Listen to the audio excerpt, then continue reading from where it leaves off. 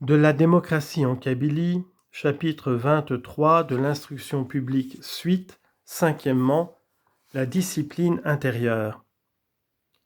Les étudiants sont soumis à une discipline réglée par les usages de la mamra et par un qanoun particulier. Le muqaddam est chargé de la police et de la surveillance générale, mais tout étudiant peut dénoncer une faute ou une infraction au règlement et la Jema'a seule a le droit d'infliger les punitions. Le muqaddam peut bien frapper des amendes ou imposer des corvées, mais ces décisions ne deviennent exécutoires qu'après avoir été approuvées par la Jema'a. S'il y a désaccord entre cette assemblée et le muqaddam, c'est le propriétaire de la mamra qui prononce. Dans les tournées pour les quêtes annuelles, les chefs de détachement ont le droit de punir leurs camarades. Les punitions se font au retour. La Jema'a doit les ratifier, mais elle ne peut les lever qu'avec le consentement de celui qui les a infligées. S'il le refuse, le propriétaire de la mamra décide. Un étudiant nouvellement admis n'est puni qu'après un séjour dans la mamra assez long pour qu'il ait eu le temps de connaître les règlements et les usages.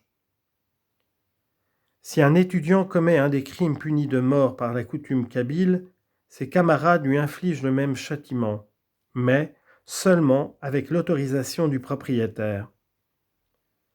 En dehors de ces cas exceptionnels, les seules peines en usage sont l'expulsion simple et l'expulsion avec incendie des vêtements du coupable. Les amendes et les corvées de travail. Les corvées consistent à balayer, puiser de l'eau, moudre le grain, aller chercher du bois, etc. S'il n'y a pas de travail utile à faire, on impose au coupable un exercice fatigant. Il devra porter par exemple 20 outres d'eau de la fontaine à la mamra où l'eau est versée sur le sol. Le droit de correction manuelle est exclusivement réservé aux professeurs et seulement dans les mamras du Coran. Les faits qui motivent ces corrections sont en général des fautes par inattention et des actes de négligence et ne sont pas prévus au règlement. Le propriétaire de la mamra peut prononcer, comme nous l'avons dit, l'expulsion d'un élève sans rendre compte des motifs de sa décision. Son consentement est toujours nécessaire pour que la Jema'a des étudiants applique la même peine. C'est elle néanmoins qui le plus souvent prend l'initiative des mesures de rigueur. Les principaux délits qui entraînent l'expulsion avec incendie des vêtements sont le vol d'un objet appartenant à la mamra, à un étudiant ou à la tribu dont dépend la mamra, le vol sur le marché de la tribu, le détournement par le muqaddam ou l'okil des fonds mis à leur disposition, l'attentat à la pudeur sur un étudiant ou sur les femmes du village, l'introduction d'une concubine dans la mamra. L'expulsion simple est prononcée contre l'étudiant qui insulte le professeur, le propriétaire, le muqaddam, l'okil, ou qui refuse de leur obéir. Celui qui blesse un de ses camarades d'un coup de fusil ou de sabre, celui qui provoque un conflit avec un village ou une tribu payant l'ashur à la mamra, celui qui insulte un hôte de distinction, le père ou le frère d'un autre étudiant, celui qui amène à la mamra un animal volé, ceux qui, après avoir volé un animal, le mangent en cachette. Celui qui chante une chanson licencieuse en présence du professeur ou du propriétaire. Celui qui, dans les distributions de viande, prend 2 parts au lieu d'1.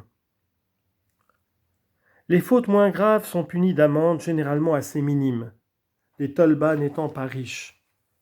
Les étudiants qui se battent à coups de pierre ou de bâton paient chacun une amende qui varie, suivant les mamras, de 7 francs et 50 centimes à 12 francs et 50 centimes. Ceux qui se battent à coups de poing, de 1 franc 25 à 2 francs 50. Celui qui prend parti pour l'un des adversaires dans une rixe, de 5 francs à 7 francs 50. Celui qui dévoile les secrets de la mamra, de 5 francs à 7 francs 50.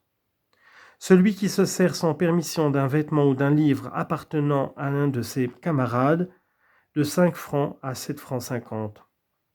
Celui qui insulte un hôte de la Mamra, de 2 francs 50 à 5 francs. Celui qui cherche à mettre sa mésintelligence entre ses camarades, de 1 franc 25 à 2 francs 50. Celui qui va à la fontaine des femmes du village paie 1 franc 25 à 2 francs 50. Celui qui entre sans permission dans le magasin aux grains ou aux figues, de 1 franc 25 à 2 francs 50. Celui qui surcharge un animal appartenant à la Mamra, de 1 franc 25 à 2 francs 50. Celui qui n'obéit pas sur le champ à un professeur, à l'ordre du professeur, du maître de la Mamra, du Muqaddam ou de l'Ukil, de 1 franc 25 à 2 francs 50. Celui qui ne salue pas le professeur ou le propriétaire, de 1 franc 25 à 2 francs 50. Celui qui s'absente sans permission pour aller dans sa famille ou qui dépasse sa permission, de 1 franc 25 à 2 francs 50. Celui qui arrive en retard à la leçon du professeur, 1 franc 25. Celui qui manque à la réunion de la Jema'a des étudiants, de 60 centimes à 1 franc. Celui qui crie dans la Jema'a ou prend la parole avant le professeur, le propriétaire ou le Muqaddam, de 60 centimes à 1 franc. Celui qui parle sans avoir demandé et obtenu la parole ou sans faire précéder son discours des mots Salli Allah an-Nabi, prière sur le prophète, de 60 centimes à 1 franc. Celui qui quitte l'assemblée avant la fin de la séance sans permission, de 60 centimes à 1 franc.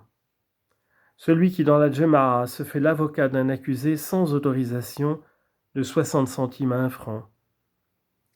Celui qui s'assied dans la mosquée à la place réservée aux professeurs, de 60 centimes à 1 franc. Celui qui frappe sans motif un étudiant servant Aqdash, Anomal ou Askai, paie une amende proportionnée à la violence des coups.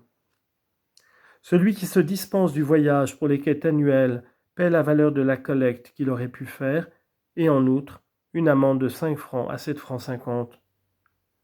Lorsqu'un élève a encouru l'expulsion, si la Jema'a des étudiants consent à lui faire grâce, elle fixe elle-même le montant de l'amende qu'il doit payer. Enfin sont punis de corvées proportionnées à la gravité des fautes l'étudiant assez mal élevé pour ne pas céder le haut du chemin au professeur, au propriétaire, au Muqaddam, à l'Ukil, au Isebaken et aux Imaouden.